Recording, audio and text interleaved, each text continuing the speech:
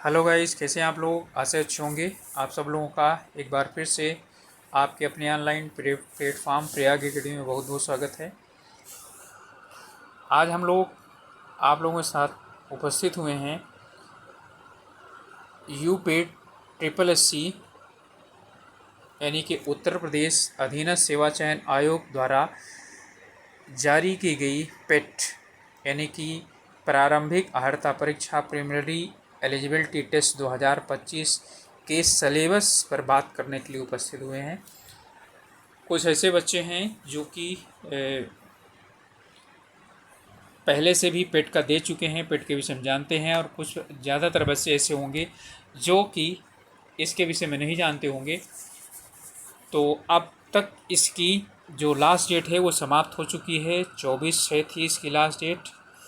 ठीक है, तो इस तारीख तक यानी भरना था, जो फीस वगैरह जमा करनी थी। लेकिन जो है ना, इसकी जो अंतिम तारीख थी, ठीक है, वो आपकी 17 थी। ठीक है, 17 जून थी। और अब आप लोग लग जाइए बिल्कुल तैयारी करने में। और उसके लिए ज़रूरी ये है कि आप लोग सबसे पहले इसके जो सिलेबस है उसे समझिए, क्योंकि अब आयोग ने निर्धारित कर दिया है कि कोई भी जो पेट है, ठीक है, वो 3 वर्ष के लिए वैलिड होगा। पहले 1 वर्ष के लिए ही वैलिड होता था, 3 वर्ष के लिए वैलिड होगा। 3 वर्ष में वैसे तो पेट की कोशिश ये करेंगे कि हर साल करवाएं। उसमें जो आपका सबसे ज़्यादा मार्क्स होगा जिस साल का, उस मार्क्स के आधार पर आप अप्लाई करेंगे। ठीक है, तो इसलिए 3 साल के लिए कम से कम ये तो सोचिए कि हमको 3 साल के लिए एक ही वाला ऐसा जो है जोर लगा देना है, जिससे कि हम जो एग्ज़ाम है आने वाले जो वैकेंसीज़ हैं उनके लिए अच्छी तरीके से हम लोग तैयार हो जाएं कि फॉर्म भर सकें मेंस के लिए। ओके, तो चलिए शुरू करते हैं हम लोग। इसके लिए सिलेबस की बात करेंगे, और सिलेबस के साथ साथ ये है कि कैसे आप पढ़ाई करें जिससे कि अधिक से अधिक मार्क्स लेकर के आएँ। और साथ ही साथ हम लोग भी कुछ आप लोगों की मदद करेंगे, जिसमें कि आप लोग जो है एक गाइडलाइन मिल जाए और अच्छी तरीके से आप अपना एग्ज़ाम कर सकें, कंडक्ट कर सकें। और कोशिश करेंगे कि आप लोगों को पिछले वर्ष के प्रीवियस ईयर के क्वेश्चन पेपर भी आप लोगों को उपलब्ध करवा दिए जाएँ, जिससे कि आप लोगों को कुछ अंदाज़ा लग सके। ओके, और जो है आप ये मत सोचिए कि आप लोगों को कोई ज़रूरी है कि कोई कोचिंग ही ज्वाइन करें। बिना कोचिंग के भी आप लोग अपने आप तैयारी कर सकते हैं इसकी। ठीक है, तो आप लोग बिल्कुल बिना कोचिंग के, क्योंकि ये जो है इसमें मैक्सिमम मार्क्स लेकर के आना है, ना कि जो है आपको सिलेक्शन लेना है। ठीक है, तो मैक्सिमम मार्क्स आप बिना कोचिंग के भी ला सकते हैं। स्ट्रेटजी के अनुसार पढ़ाई करेंगे तो आप लोगों का ज़रूर नंबर अच्छे आएंगे। ओके, इसमें दोनों देता है, टोटल मार्क्स और परसेंटाइल भी देता है। तो शुरू करें इससे पहले आप लोगों से रिक्वेस्ट है कि चैनल में नए हैं या अभी तक चैनल को सब्सक्राइब नहीं किए हैं तो प्लीज़ ज़रूर सब्सक्राइब कीजिए। चलिए शुरू करते हैं हम लोग इसका सिलेबस। तो इसमें जो दिया गया है आपका फॉर्म वगैरह आप लोगों ने सब भर दिया होगा। शुरुआत में सब यानी फॉर्म के लिए ही दिया गया है कि आपको ये भरना पड़ेगा, ऐसे ऐसे करना पड़ेगा। ये सभी चीज़ें कंप्लीट हो चुकी होंगी आपकी। हम सीधा पहुँचेंगे सिलेबस पर। ओके, ये सिलेबस है आपका। इसमें जो सिलेबस है उसमें सबसे पहले समझिए कि कुल प्रश्न आएंगे 100 और कुल समय होगा 2 घंटा और पूर्णांक होगा 100 का। ठीक है, यानी कि 100 प्रश्न और 100 नंबर के होंगे और 2 घंटे में आपको करने पड़ेंगे। ठीक है, 2 घंटे का मतलब है 120 मिनट। तो 120 मिनट में आप क्या करेंगे, पूरा आपको करना पड़ेगा। अब सिलेबस हम लोग देखते हैं कि इसमें आएगा क्या क्या। तो सबसे पहले आपका है भारतीय इतिहास, यानी इंडियन हिस्ट्री से 5 अंक आएगा, यानी 5 नंबर का आएगा। सिंधु घाटी सभ्यता, ध्यान दीजिएगा, सिंधु घाटी सभ्यता से एक क्वेश्चन निश्चित पूछता है, इसलिए सिंधु घाटी सभ्यता अच्छी तरीके से पढ़ लीजिए। साथ में मैं आप लोगों को बताता चला जा रहा हूँ कि आप लोग कहाँ से किन क्वेश्चन बनता है और कहाँ से आप पढ़ें। ठीक है, इन दोनों में से जैन धर्म और बौद्ध धर्म ठीक है, यहाँ से भी एक क्वेश्चन निश्चित रूप से पूछता है, तो 2 क्वेश्चन तो आपके यही हो गए। ओके, वैदिक संस्कृति से भी पूछ सकता है, ठीक है, लेकिन आप लोगों का सिलेबस यही है, सिंधु घाटी सभ्यता, वैदिक संस्कृति, जैन और बौद्ध धर्म, मौर्य वंश, गुप्त वंश, ठीक है, यानी गुप्त वंश में समुद्रगुप्त और चंद्रगुप्त द्वितीय, यही दोनों पढ़ने, हर्षवर्धन, राजपूत काल, सल्तनत काल, मुगल काल, मराठा और आपका ब्रिटिश राज का अभ्युदय और स्वतंत्रता संग्राम और ब्रिटिश राज का सामाजिक और आर्थिक प्रभाव।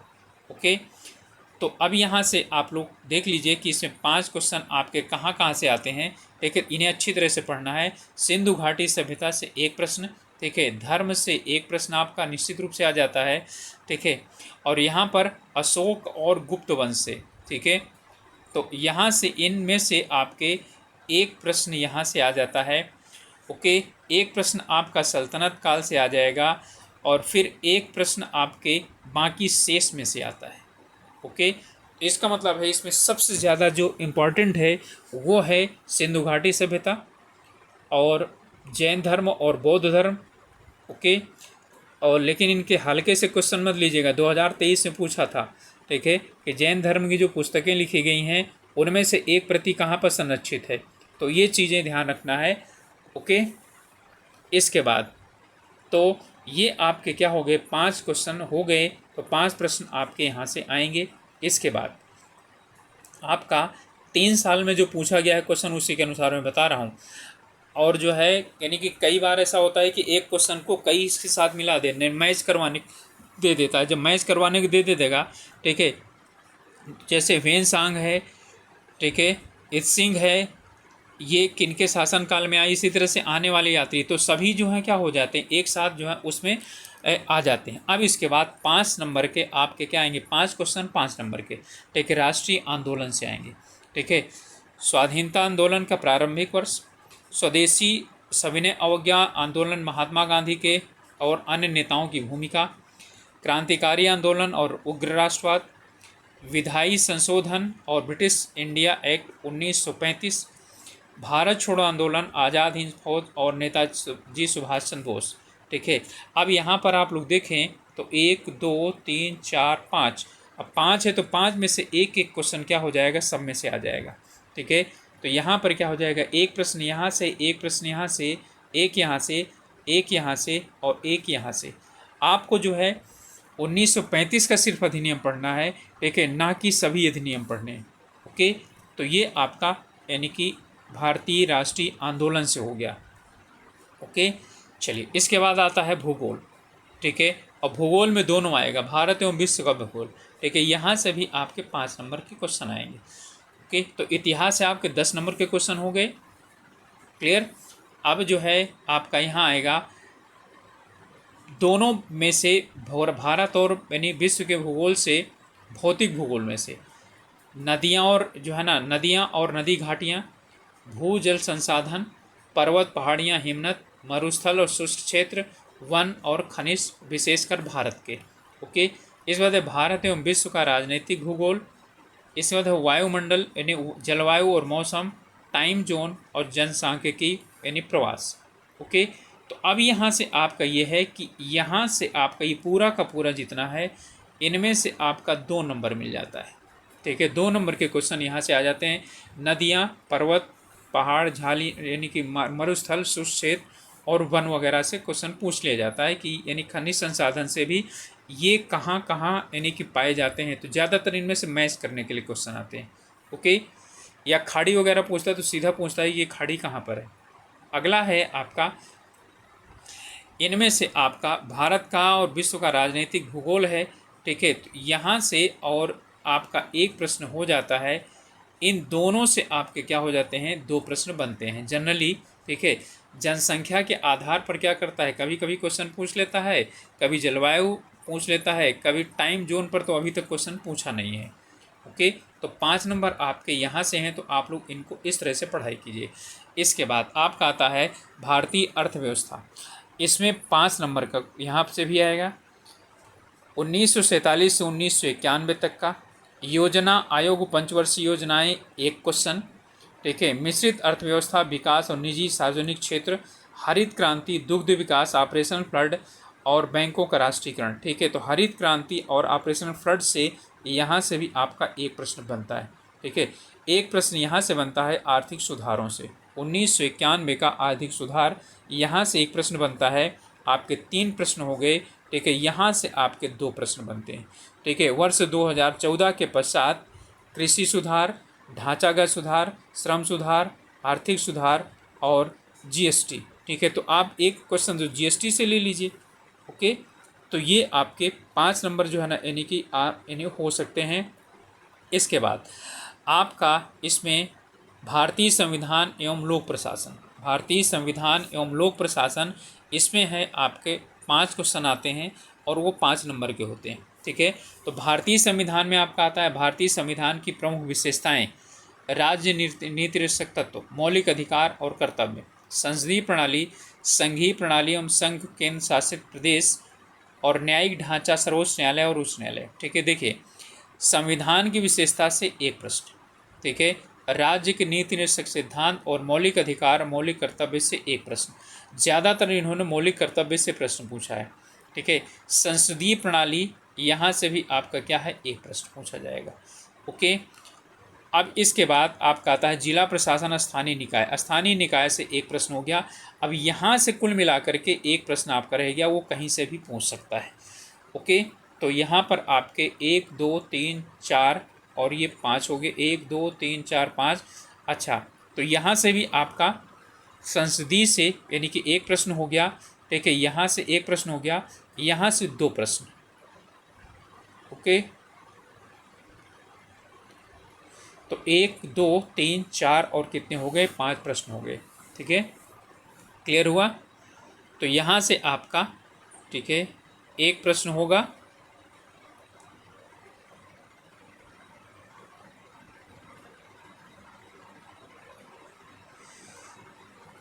चलिए, एक प्रश्न आपका, ठीक है, इसमें से बनेगा। तो यहाँ से एक प्रश्न आपका, इन दोनों में से एक प्रश्न आपका। ठीक है, संसदीय प्रणाली से एक प्रश्न। ओके, यहाँ से आपका एक प्रश्न, और जिला प्रशासन से तो कोई खास प्रश्न पूछता नहीं है, यहाँ से एक प्रश्न पूछेगा। ठीक है, तो 5 नंबर के आपके ये हो जाएंगे। तो आप लोग अच्छी तरीके से पढ़ लीजिए।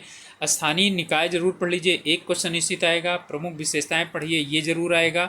मैच करने के लिए आता है, कहीं कहाँ से लिया गया है, किस समिति का सदस्य कौन था। ठीक है, नीति निरक्षक तत्व और मौलिक अधिकार, इसमें ज़्यादातर या तो मौलिक अधिकार पूछ लेता है या तो मौलिक कर्तव्य पूछ लेता है। ओके, जो इनमें संशोधन किए गए हैं वो भी आप लोग ज़रूर देखिएगा। इसके बाद आता है विज्ञान। ठीक है, अब भौतिक विज्ञान, रसायन विज्ञान, जीव विज्ञान।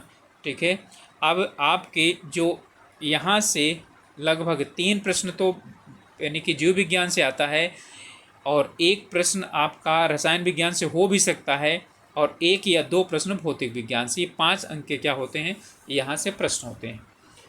ओके, तो ज़्यादातर जो आता है यहाँ से जीव विज्ञान से आता है। तो आपको ज़्यादातर जो फोकस करना है जीव विज्ञान में, जीव विज्ञान में क्या पढ़ना है आपको, मानव रोग। ठीक है, मानव का जो अंग तंत्र है वो पढ़ना है। ठीक है, इतना पढ़ लेंगे जनरली जो है ना वो आ जाएगा। ठीक है, मानव के रोग, विटामिन वगैरह सभी इसी के अंतर्गत आ जाते हैं। ओके, इसके बाद आता है आपका प्रारंभिक गणित। इसमें से प्रारंभिक गणित में 5 क्वेश्चन आते हैं, 5 नंबर के। ठीक है, पूर्ण संख्या, भिन्न दशमलव, इनको यानी कि सॉल्व करना आता है आपको। प्रतिशतता, यहाँ से साधारण अंकगणितीय समीकरण, वर्ग और वर्गमूल, घातांक और घात, और औसत। ओके, तो यहाँ से आपके 5 नंबर के प्रश्न आते हैं। अब यहाँ से आपको मैं बता देता हूँ कि कौन से क्वेश्चन आते हैं। यहाँ से वर्ग और वर्गमूल और घातांक से एक प्रश्न यहाँ से आता है। ठीक है, और अंकगणितीय समीकरण से क्या होता है, एक प्रश्न यहाँ से आ जाता है। ठीक है, पूर्ण संख्या और भिन्न से इसका जो है ना आपका एक क्वेश्चन आता है, और प्रतिशतता से भी एक क्वेश्चन निश्चित आते हैं। तो 1 2 3 और 4 हो गए। ओके, अब इसके बाद बच्चा औसत, यहाँ से एक आएगा। कई बार औसत से क्वेश्चन नहीं पूछता है। ठीक है, और आपका घातांक और वर्गमूल से तो 2 क्वेश्चन पूछ लेता है। ओके, तो इनमें से अब आपको जो सरल लगे वो आप पढ़ सकते हैं। ये वाला सरल है, इसे पढ़ लीजिए। प्रतिशतता भी यानी है, साधारण समीकरण भी है, सही ठीक है, औसत भी सही है। ठीक है, यदि ये आपको कठिन पड़ रहे हैं तो इनको चाहें तो ना पढ़ें।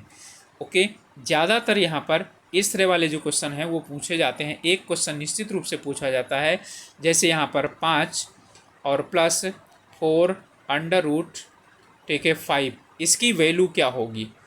ओके, तो आपको जो है यानी कि इस तरह से पूछा जाता है, तो इसे थोड़ा सा सोच करके और सॉल्व करने की ज़रूरत है। ये पूछा गया प्रश्न है, मैंने जो बताया वो है। ठीक है, तो ये पूछा गया प्रश्न है और ये से आप यानी कि कर सकते हैं। ओके, तो जो है इस तरह से यहाँ पर इसमें से आपका इसी तरह से पूछा जाता है प्रश्न। एक प्रश्न इस तरह का निश्चित रूप से रहता है। ओके, चलिए, और एक प्रश्न इस तरह से रहता है, जैसे यहाँ पर दे दिया, ठीक है, a और माइनस बी इसका square minus a plus b, यहाँ पर इसका होल स्क्वायर, और बटे यहाँ पर क्या दे दिया, a और प्लस बी दे दिया, या a इंटू बी दे दिया। इस तरह से दे देता है, a माइनस बी दे देता है। मतलब यहाँ पर नंबर्स होती हैं ये। ठीक है, आप उलझ जाते हैं कि इसको करने में। तो कुल मिला के कहने का मतलब है कि हम a square minus b square का, ठीक है, और a प्लस बी का होल स्क्वायर का, a माइनस बी का होल स्क्वायर के फार्मूले लगा करके और इनको सॉल्व कर सकते हैं। ओके, चलिए नेक्स्ट है हमारा सामान्य हिंदी। सामान्य हिंदी से यहाँ पर आपके 5 प्रश्न आएंगे। ओके, संधि से 1 नंबर फिक्स है। ठीक है, संधि से 1 नंबर निश्चित रूप से आएगा। एक संधि आएगी 1 नंबर की। ठीक है, आपका विलोम और पर्यायवाची में से यहाँ से 1 आता है। ठीक है, तो इन दोनों में से 1 ही आएगा, 2 नहीं आएंगे। ठीक है, वाक्यांश के लिए 1 शब्द यहाँ पर आता है, पक्का है, ये हो जाता है आपका। ठीक है, लिंग से क्वेश्चन नहीं आता है, जब अमूमन नहीं आता। ठीक है, श्रम शुद्ध भिन्नार्थक से 1 क्वेश्चन आता है। 1 2 3 4 क्वेश्चन हो गए। इसके बाद आपका जो है ना 1 क्वेश्चन यहाँ से आ जाता है। ठीक है, किससे, आपका ये, तो 1 2 3 4 5 यहाँ यदि आप इतना तैयार कर लें, ठीक है, तो इससे आपका कम से कम 4 क्वेश्चन आप निश्चित रूप से कर सकते हैं। ठीक है, और जो है ना यानी लेखक और जो है ना उनकी सामान्य अशुद्धियाँ ये बहुत कम पूछा जाता है। कई बार पूछ लिया जाता है, वर्तनी शुद्धि पूछ लिया जाता है। ठीक है, तो आपको इनमें से जो 5 नंबर का क्वेश्चन है, 5 के 5 सही करने चाहिए। ओके, तो आप लोग ध्यान दे लीजिए, इनको ज़्यादा दीजिएगा। ठीक है, संधि, विलोम और पर्यायवाची शब्द पढ़िए, वाक्यांश के लिए 1 शब्द पढ़िए, श्रम शुद्ध भिन्नार्थक शब्द पढ़िए, लोकोक्तियाँ मुहावरे पढ़िए। ठीक है, और यहाँ पर आपकी वर्तनी शुद्धि पढ़िए। ठीक है, और इन्हें पढ़ना चाहें तो पढ़ लीजिए। ठीक है, पूछा नहीं जाता, लेकिन जनरली यदि पूछ लेता है तो कुछ ऐसे लेखक हैं जिनको आप, जैसे कबीर दास हैं, सूरदास हैं, और तुलसीदास हैं, ठीक है, प्रसाद हैं, ठीक है, महादेवी वर्मा हैं, तो निराला हैं, बच्चन हैं, हरिवंश राय बच्चन, ये इन लोगों की किताबें पढ़ लीजिए, 1-2 बार देख लीजिए। इसके बाद अब आता है सामान्य अंग्रेजी। ये पूरा एक पैसेज होता है, और पैसेज पर जो है ना 5 प्रश्न होते हैं। इसमें से 3 प्रश्न तो आपको जो है ना यानी कि व्याकरण पर मिलेंगे। 3 प्रश्न का मतलब है, एक पूछेगा साइनोनिम्स, एक पूछेगा एंटोनिम्स, एक पूछेगा कौन सा रिप्लेस कर सकता है ये। अब 3 तो ये हो गए, और 2 क्वेश्चन जो होते हैं वो आपके अपठित गद्यांश पर आधारित होते हैं। ठीक है, ओके, क्लियर हो गया। तो अब इंग्लिश में यानी कि जो भी आप लोग कर सकते हैं उन्हें देख लीजिए। और कई बार ऐसा होता है कि इन तीनों में सिनोनिम्स, एंटोनिम्स और जो आपका 1 वर्ड सब्स्टिट्यूशन भी पूछा जाता है। क्लियर, चलिए अब इसके बाद आपका आता है लॉजिक यानी कि रीजनिंग। ठीक है, लॉजिक एंड रीजनिंग ये भी 5 नंबर के होते हैं। इसमें बृहत एवं लघु, क्रम एवं रैंकिंग, ठीक है, संबंध, समूह में से भिन्न को अलग करना, ठीक है, कैलेंडर और घड़ी, कारण और प्रभाव, कोडिंग डिकोडिंग, निगम तर्क, और ठीक है उसमें। अब जिनको आता है तो समझ लीजिए, 1 क्वेश्चन यहाँ से और 1 क्वेश्चन यहाँ से, कारण और प्रभाव से 2 क्वेश्चन फिक्स हो गए। ठीक है, यहाँ से इन तीनों में से 1 प्रश्न पूछा जाता है। ठीक है, तो 3 प्रश्न आपके हो गए। इसके बाद आपका ये भी क्या कर लीजिए, इसी के अंतर्गत ले लीजिए। इन चारों में से 1 पूछा जाता है। कैलेंडर और घड़ी से क्या होता है, 1 प्रश्न पूछा जाता है। ओके, और फिर कोडिंग और डिकोडिंग ठीक है, इससे एक प्रश्न पूछा जाता है। 5 ये पूरे के पूरे हो गए। अच्छी तरीके से तैयारी करें तो इनको अच्छे तरीके से कर सकते हैं आप लोग। ठीक है, तो आप लोग जो है यानी कि एक तो कोडिंग और डिकोडिंग कर लीजिए और ये कथन और विश्लेषण वाला कर लीजिए, लेकिन कथन और विश्लेषण वाला अच्छी तरीके से करिएगा। ठीक है, और इनमें से जो है ना यानी कि इनको पढ़ लीजिए, और कैलेंडर और घड़ी दोनों, और यहाँ कारण और प्रभाव। ओके, चलिए अब जो है ना बड़े बड़े वाले आ रहे हैं। इसमें करंट अफेयर से 10 क्वेश्चन। ठीक है, करंट अफेयर से 10 क्वेश्चन। इसमें आपको करंट अफेयर 3 पढ़ना पड़ेगा। Number 1 international. अब जैसे G8 G7 की बैठक कहाँ पर हुई, G20 की बैठक कहाँ पर हुई, ब्रिक्स की बैठक कहाँ पर हुई, G20 से क्वेश्चन निश्चित रूप से पूछेगा। ठीक है, सॉरी G7 से, G20 से नहीं, G7 से क्वेश्चन ज़रूर पूछेगा। ठीक है, क्योंकि यहाँ पर कई कंट्रोवर्सीज हुई थी। ओके, प्रधानमंत्री की जो यात्राएं हुई हैं, ठीक है, यहाँ से भी क्वेश्चन पूछे जा सकते हैं। तो प्रधानमंत्री की जो यात्रा हुई है वो 2 यानी यात्राएं हैं। ठीक है, तो 2 यात्राएं का मतलब एक जो अभी जून में गए थे वो 2 देशों की यात्रा किया, और एक वर्तमान में जो यात्रा कर रहे हैं, ठीक है, वो 5 देशों की यात्रा ब्रिक्स सम्मेलन में भाग लेने के लिए, जिसमें गुयाना और जो है 5 देश में गए हैं, ट्रिनिडाड और टोबैगो। ठीक है, ब्राज़ील जहाँ पर जो है ना आपका वो होगा, और नामीबिया। ठीक है, ये 4-5 जो देश हैं यहाँ पर जो है ना गए, क्योंकि कई सालों के बाद कोई यानी कि गया हुआ है, इसलिए पूछा जा सकता है। ठीक है, स्पोर्ट्स का, ठीक है, डी गुगेस को पढ़ लीजिए, और जो 1-2 रिकॉर्ड बने हैं वो पढ़ लीजिए आप लोग। भारत जो ICC वर्ल्ड कप चैम्पियनशिप जीता है वो वाला पढ़ लीजिए। ठीक है, तो ये जो है यानी कि भारतीय और वैश्विक, ये मत सोचिए कि उत्तराखंड का नहीं आएगा, सॉरी उत्तर प्रदेश का नहीं आएगा, तो यूपी का भी करंट क्या हो सकता है, आ सकता है, लेकिन ये बहुत मायने रखता है। 10 क्वेश्चन है इसके। ओके, चलिए अब इसके बाद है सामान्य जागरूकता, यानी कि ये आप बोलते हैं स्टैटिक जीके। ठीक है, स्टैटिक जीके भारत के पड़ोसी देश, पक्का समझ लीजिए जो बांग्लादेश है। ठीक है, बांग्लादेश से हमेशा क्या करता है, एक प्रश्न यानी इसमें पेट में निश्चित रूप से क्वेश्चन होता है। एक बांग्लादेश हो गया, और दूसरा नेपाल हो गया, और जो तीसरा हमारा है, ठीक है, वो है भूटान। ठीक है, तो इनमें से तीनों में से एक क्वेश्चन निश्चित रूप से पूछा जाएगा। ठीक है, देश और राजधानियाँ, भारत के राज्य और केंद्र शासित प्रदेश, संसद, राज्यसभा, लोकसभा, विधानसभा और विधान परिषद। ठीक है, भारत राष्ट्रीय और अंतर्राष्ट्रीय दिवस, यहाँ से एक क्वेश्चन आएगा आपका। ओके, विश्व के संगठन और मुख्यालय, यहाँ से भी एक क्वेश्चन आएगा। पर्यटन स्थल, भारतीय संस्कृति, ठीक है, यहाँ से भी क्या हो जाएगा, एक क्वेश्चन आ जाएगा। ठीक है, भारत एवं विश्व के खेल, ठीक है, तो यहाँ से भी आपका 1 या 2 क्वेश्चन यदि उधर नहीं पूछा जाएगा तो यहाँ पर आ जाएगा। ओके, तो ये आपके जो यानी कि सिलेबस में जो दिए हुए हैं इसमें आएंगे। इसके बाद आपका भारतीय यानी अनुसंधान संगठन, लेखक और पुस्तकें, यहाँ से भी एक प्रश्न आता है। ठीक है, पुरस्कार एक, और यहाँ से कोई बैठक ऐसी हुई है जो बहुत प्रभावित करती है, तो यहाँ से क्वेश्चन एक आ सकता है। ओके, यहाँ से यानी कि संगठन से पूछा सकता है कि इसका संगठन कहाँ पर है। ओके, तो आप लोग इनको यानी कि ध्यान से देख लीजिए कहाँ कहाँ से आपको पढ़ना है। तो पड़ोसी देश से एक प्रश्न, ओके, कई बार पूछ लेता है ये रेलवे लाइन किन किन के बीच में है, कई बार पूछ लेता है कि ये रेलवे लाइन कौन सी है, कहाँ से कहाँ तक जोड़ती है। ठीक है, फिर इसके बाद आपका आता है इनमें से दोनों में से क्या हो सकता है, कोई एक प्रश्न पूछा जा सकता है। यहाँ पर दिवस से एक प्रश्न पूछा जाएगा आपका, विश्व संगठन और मुख्यालय एक प्रश्न पूछा जाएगा। ठीक है, पर्यटन और ये जो है ना यहाँ से एक प्रश्न पूछा जाएगा। खेल से 2 प्रश्न पूछे जा सकते हैं, तो 1 2 3 4 5 और 2 कितना हो गया, 7 हो गया। ओके, इसके बाद यहाँ से एक पुस्तक 8 हो गया। ठीक है, एक पुरस्कार 9 हो गया। ठीक है, और इनमें से दोनों में से कोई एक पूछ सकता है।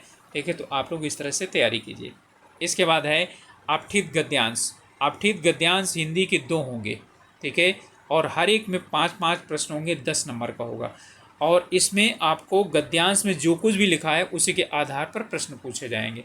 वहीं पर ये विलोम शब्द भी पूछ सकते हैं। और एक तो पहला क्या पूछेगा, पहला पूछेगा इसका शीर्षक क्या है। ओके, शीर्षक, तो शीर्षक आप लोगों को निकालना आना चाहिए। उसके बाद कोई शब्द उसमें से दे देगा, बोलेगा इसका समास बताइए, कोई शब्द दे देगा बोलेगा इसका संधि बताइए, ठीक है। उसी में से कोई शब्द दे देगा बोलेगा इसका आप विलोम शब्द बताइए, ठीक है। तो ये 10 प्रश्न होंगे, ठीक है। और बहुत आसानी के साथ इनमें से 10 में से आप 10 कर सकते हैं।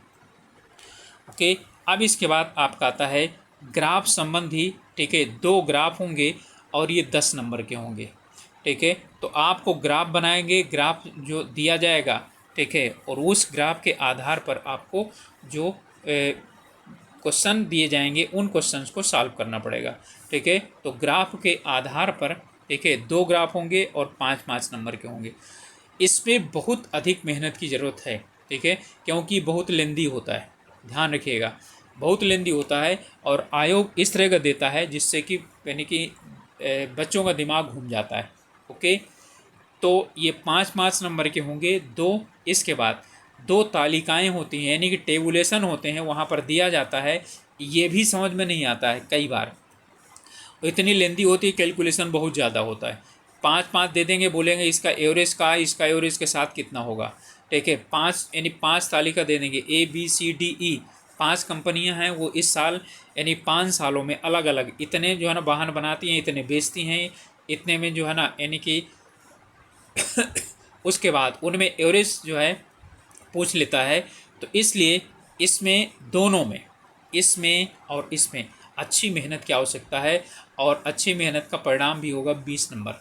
ओके, तो आराम से अब आप लोग यानी कि देख सकते हैं कि कहाँ से नंबर आपका जो स्ट्रॉन्ग पॉइंट है वो किधर की तरफ है, कहाँ से है, आप कितना इसको निकाल सकते हैं। तो इनको ध्यान दीजिए और तैयारी कीजिए। और मैंने बता दिया कि आप लोग कहाँ कहाँ कैसे कैसे तरीके से तैयारी करनी है। ओके, और आप लोगों को इसको जो दिया हुआ है सिलेबस, इसको ध्यान में रखते हुए सिर्फ इतना ही पढ़ना है। टू द पॉइंट पूछता है, लेकिन पूछता कहाँ से है ये जो है ना हालत ख़राब कर देता है आयोग जब यानी प्रश्न पूछता है, ठीक है। इसलिए आप लोगों को 10 ये तो 10 क्वेश्चन 10 नंबर तो आपको यानी कि पक्का आना चाहिए, ठीक है। तो यहाँ से 10 नंबर जो है आना चाहिए। और यहाँ से आप इन 20 में से 10 नंबर भी निकाल लेते हैं तो 20 नंबर आपका यहाँ पर हो गया, ठीक है। बस ध्यान दीजिए कि जो नहीं आता उसे कटवाइए मत, ठीक है। यहाँ 10 में से आपको कम से कम 8 नंबर हो जाएगा तो 28 नंबर हो गया, ठीक है। यहाँ करेंट अफेयर से आप क्या करिए, 10 नंबर से यहाँ से भी 6 से 7 क्वेश्चन ले लीजिए। यदि 6 क्वेश्चन लेंगे, ठीक है, तो आपका 34 नंबर हो जाएगा। इसके बाद 5 इसका यहाँ से ले लेंगे, ठीक है, तो 5 यानी 34 और आपका 5 हो जाएगा 39। और यहाँ से 2-3 क्वेश्चन आप यहाँ से उठा लीजिए तो लगभग 42 नंबर आपके हो जाएंगे। इसके बाद आपका हिंदी का आता है, यहाँ से 5 का 5 पूरा होना चाहिए तो आपके हो जाएंगे 47। ओके, और यहाँ गणित से भी आपके क्या होने चाहिए, पूरे होना चाहिए, ये 52 हो जाएगा, ठीक है। सामान्य विज्ञान से भी आपके 5 पूरे के पूरे होना चाहिए, 57 हो जाएगा, ठीक है। और इसके बाद आपका संविधान और इससे भी 5 के 5 पूरा होना चाहिए, 62 नंबर आपके ये हो जाएंगे। ओके, फिर इसके बाद आपका इसमें अमूमन जो यानी कि यहाँ से अर्थव्यवस्था से है तो 5 ये है, 5 10, 5 15 और 5 20, ठीक है। इसमें से 20 नंबर में कम से कम आपको, ठीक है, 18 नंबर ले करके आएंगे, ठीक है। तो आपके लगभग 80 मार्क्स के करीब आप निश्चित रूप से पहुंच जाएंगे, ठीक है। और 80 मार्क्स के नज़दीक पहुंचेंगे तो ये बहुत अच्छा स्कोर होता है। ओके, तो ये काफ़ी अच्छा स्कोर होता है।